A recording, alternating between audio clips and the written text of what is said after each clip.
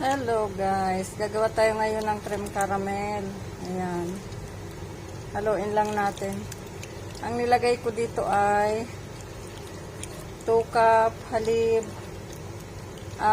gatas, yung fresh milk, tapos 2 cream caramel, 2 din na fake cream, yung ganito, 2. At nilagyan ko din siya ng isang packet ng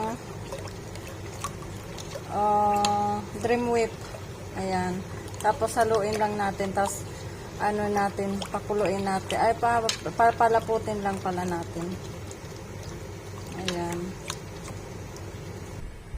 Ayan na nga guys. Halu-haluin lang natin para hindi magbuo-buo.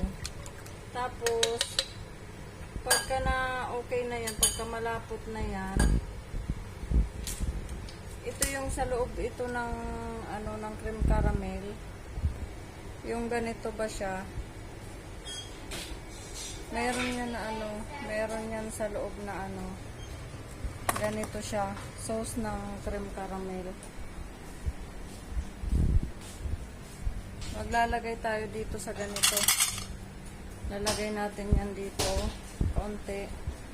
Tapos pagka lumapot na yung ating cream caramel, lalagay na natin. Tapos hayaan na natin sa ref. Ayan. Hanggang sa mapuo na siya. Ayan lang guys. Thank you for watching. Follow mo. At ito na nga guys ang ating cream caramel. Ayan. Ready to eat na yan. Thank you for watching.